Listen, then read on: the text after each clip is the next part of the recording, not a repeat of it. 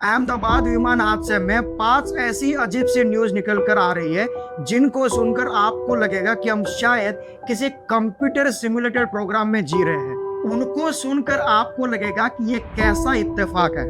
पहला कि mid day का यह एड उसी दिन छपा जिस दिन विमान क्रैश हुआ। उसी एड में आप देख सकते हो कि ऊपर यहाँ पर बिल्डिंग के अंदर एक एयर इंडिया का विमान धंसा हुआ दिखाया जा रहा है। अब ये कैसे मुमकिन है कि कोई एड अगर बना भी दे तो प्लेन दिखा देगा, लेकिन प्लेन पर एयर इंडिया लिखा हुआ, ये कैसा इत्तेफाक है। दूसरा अजीब इत्तेफाक है गुजरात के एक्स सीएम रूपानी जी की गाड़ियों का नंबर।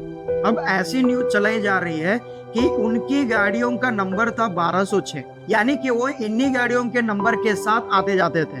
ये उनके पर्सनल गाड़ियों के नंबर थे और उस दिन उनका देहांत हो जाता है।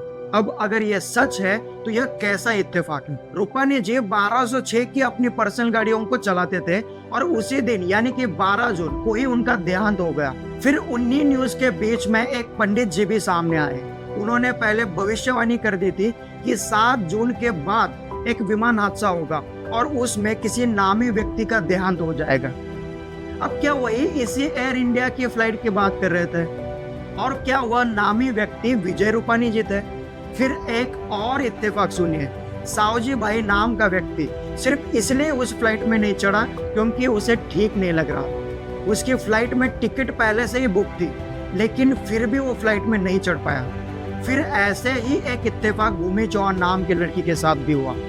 उनको इसी फ्लाइट से लंदन जाना था, लेकिन अहमदाबाद की ट्रैफिक की वजह से वो 10 मिनट लेट पहुंची और उसकी फ्लाइट मिस हो गई।